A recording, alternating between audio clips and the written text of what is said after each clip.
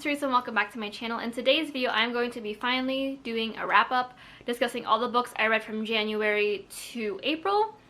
Hint, it's not a lot. I read a total of maybe 11 books in the span of these past 4 months, which hasn't been a ton.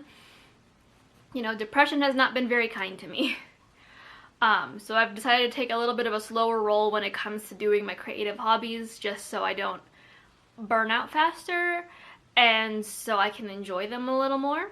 And so far it's been working. So let's just get into it because my camera battery is not fully charged and I would like to eat my roasted cauliflower while it's still warm. Okay, so I might have lied about the 11 books thing. Goodreads has 11 books. I read a bunch of manga sometimes, so I'll talk about the manga I read first just because it is quicker to talk about and it's not on Goodreads yet. I need to figure out the thing because I read them illegally. The first set of manga is just Kaicho wa Maid-sama by Hiro Fujiwara. I've only read the first 2 volumes. I watched the anime. I love the anime, so I was like, I just need something nostalgic, so I decided to read the manga. This follows Misaki, who is the president of the school. This school that she's now attending was once just a male-only school and is now since moved to a co-ed school. And she's really struggling to make sure the girls are taking just as seriously as the guys, and it's especially hard on the guys. However, she leads kind of a double life due to her family's poor financial situation. Thanks to her father, she now works a job after school as a cafe maid, and she doesn't want anyone to find out lest, you know, people think less of her. That is until Usui, the credited bad boy of the school, finds out her secret, and now she has to kind of find a way to have him keep it a secret. I gave the first volume 4 stars, and I think I gave the second volume 5 stars. It's just like the anime. I love it. It's angsty, it's cute, it's like reluctant friends to lovers. I love Usui. He's just a good character. At least later on in the manga, I need to continue. The next set of mangas that I've read that I am caught up to after I finished an anime is A Sign of Affection by Sue Morishita. This follows a young deaf girl who's in I think her sophomore year of college, I want to say, and she's just kind of in her own bubble. She's just kind of going through the day-to-days, or freshman, sophomore, freshman, fresh sophomore. Somewhere there. That is until she meets an upperclassman, Itsuomi, who is immediately besotted with her. And it kind of just follows her expanding her worldview on things and getting to experience the world while also falling in love for the first time in her life. I love the anime. The 12 or 10 episodes that are out were some of the best episodes I've seen in a long time. The art style, which is absolutely phenomenal, and the art style is very similar in the manga as well. And I think I gave all of the novels that I read, or will be giving them when I figure out the separation of all of them on Goodreads, a 5 out of 5 stars. The romance is cute.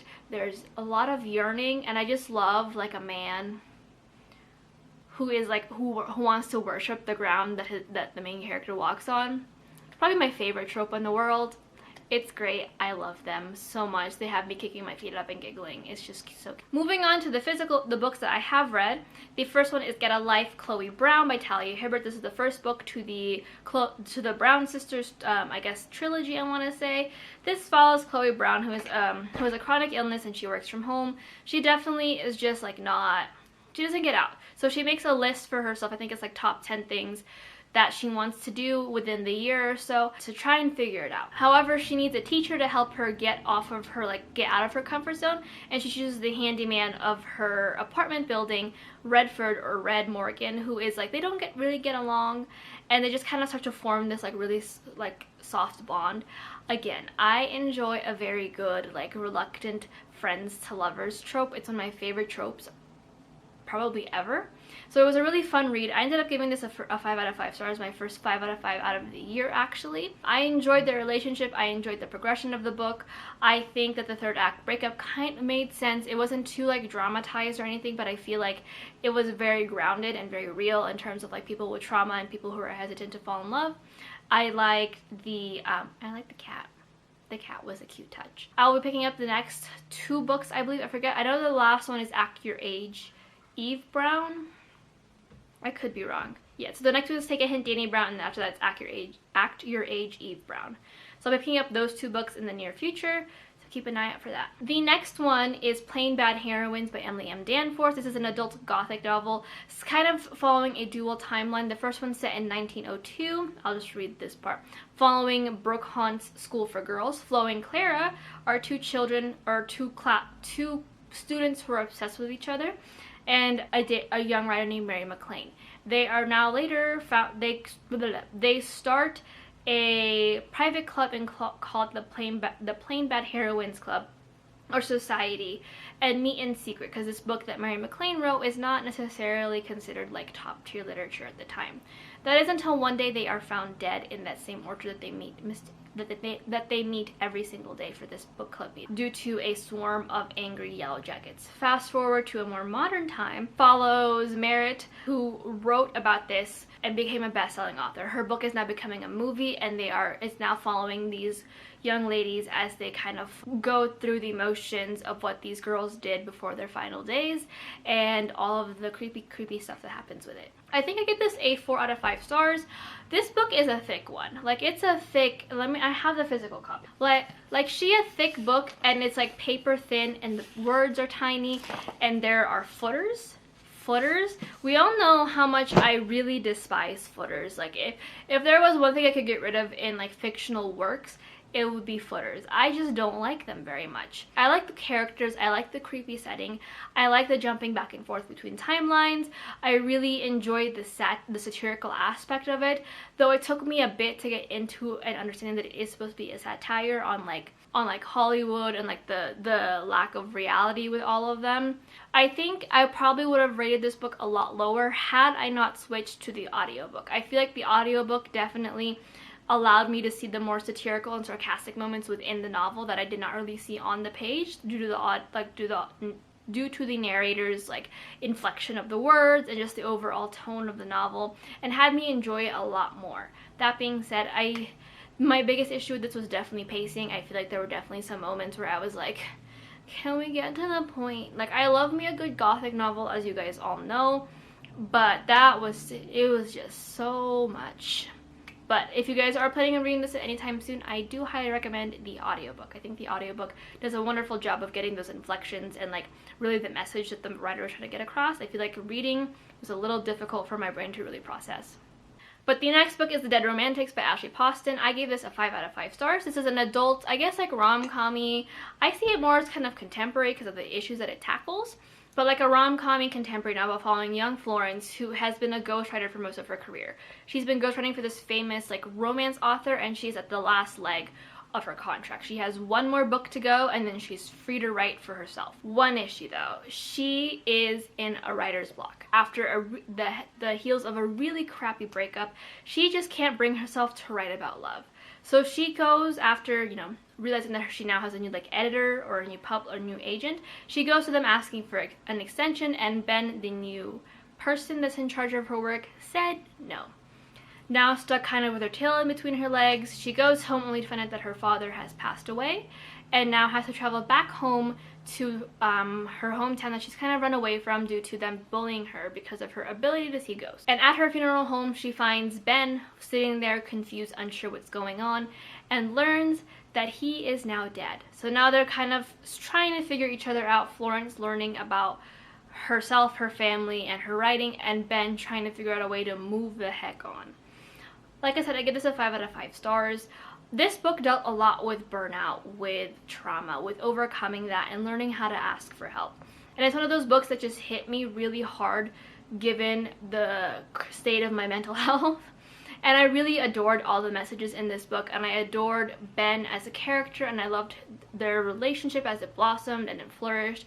I really related to Florence in the sense of like being so lost in your grief, and also just being so hesitant to really ask for help and reach out when you need it the most. So I really enjoyed watching these two characters really grow and see how Florence grows throughout this novel, and the romance was also just as cute and adorable, and I highly recommend it if you have not picked it up. It's such a cute read. Such a cute read, and does discuss a lot of like, I think, important topics. The next one is Alone with You in the Ether by Olivia Blake. I also gave this one another 5 out of 5 stars. This is about two people he meet in an art museum. One, I forget their names. Oh, there we go. Aldo, who is like a very, like, I guess like particular professor. He has his set schedule, set rules that he follows, and just like very set on his ways. Meanwhile, we have Reagan, who is a little bit more unregulated. She struggles with her mental health, and she lives very much in the like from day to day. She's not a very like scheduled and meticulous person the same way that Aldo does. This story follows the two of them as they find each other and slowly fall in love. Like I said, I gave this a 5 out of 5 stars. I read this in the span of a weekend when Jake and I had gone to a wedding in California for a weekend. I really enjoyed it. I think I liked the message that it was coming across. Even Olivia Blake had mentioned in her acknowledgments that this book is about a woman finding how to live without medication, and understanding that's not meant for everyone, but that's her own kind of like twist on it, and her own understanding of the world is that she also has found a way to live without medication. And just watching these two very normal people fall in love and learn about each other's flaws, and learn about the things they need to work on and the things that they need to work on separately and together, and how that comes about, which I think was just a very beautiful short story in a novella. Right there, it's a very thin book. It's a novella, actually. Highly recommend it, but also please do note that the message that Reagan does find a like method to living without medication. I think she's bipolar. And Olivia Blake does point out that that's not a solution for everyone. It's just what she has experienced personally, and that it was a story mainly about finding what works for you. The next one is The Tempest of T House of Faisal. This is a YA high fantasy novel set in the same world as We Hunt the Flame. This follows young Arthi Casimir, who kind of runs her own tea room. It's a tea room by day and then a blood room by night for vampires. It's an illegal blood room. And she is stuck between a rock and a hard place when she finds out that her tea room is now up for auction, is up for grabs. So now she has to kind of put together a really makeshift kind of group. Not all of them have the same interests in mind, and not all of them have the same goals in mind. But they band together to help Arthi, among other things, keep the tea house while also serving their goals and their interests inside the book. I gave this a 5 out of 5 stars. I'm not going to talk too in depth about this one. I have a full spoiler-free review for you to watch and see how much I enjoyed the book. But it was such a fun read. Like I said, it's set within the same world, as same universe as We Hunt the Flame, so I'm really interested to see how else these two stories come together and how they parallel each other. And I think Hafsa just announced the ending to the duology that is steeped in blood, I believe. So I'm very interested to see how the ending will go, because a lot happened at the end of the book. So much happened at the end of the book.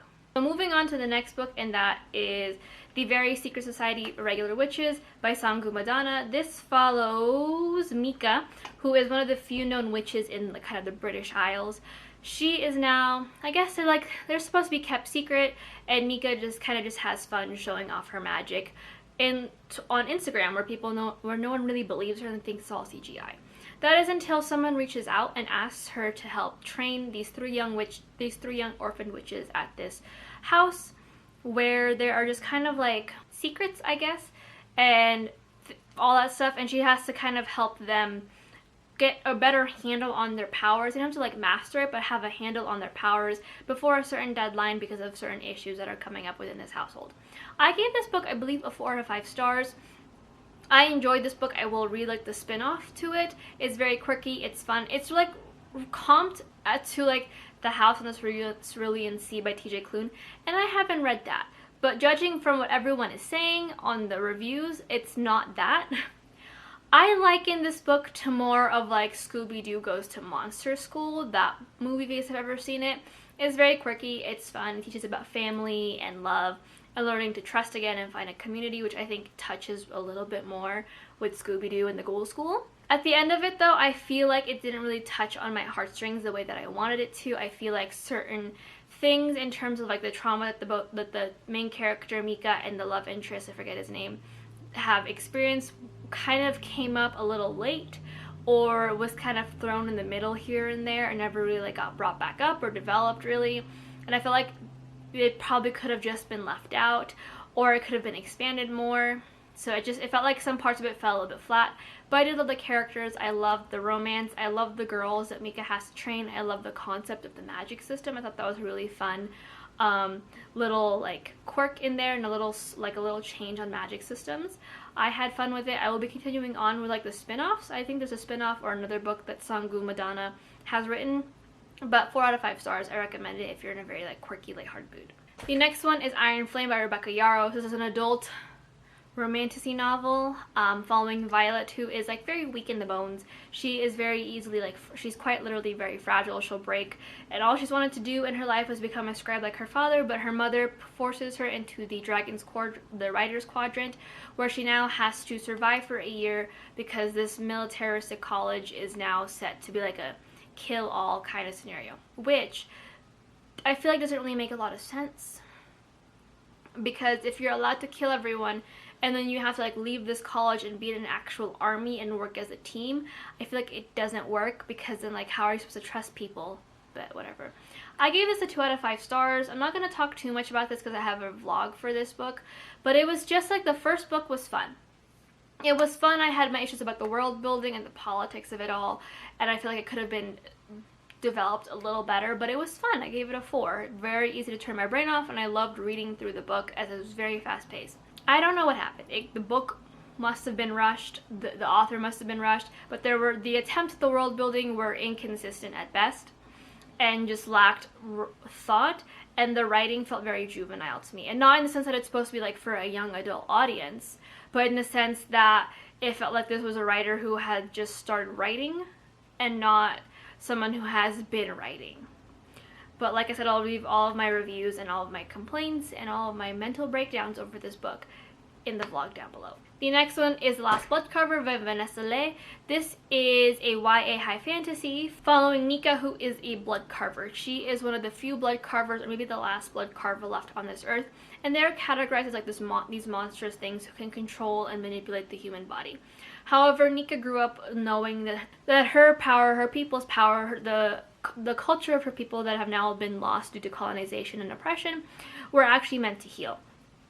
After getting captured and sold, she is now kind of stuck at a crossroads, having to help heal this very affluent family, having to heal this affluent family's member after a tragic accident and loss. And she's kind of stuck between a rock and a hard place of showing everyone she is meant to be this healer versus leaning into the monster that everyone thinks she is because of how her people have been categorized. I gave this a 5 out of 5 stars. I have a full spoiler-free review of this book down below for you guys. Link down below for you guys if you guys want to see it. I had a lot of fun with this book. I thought the magic system was super fun.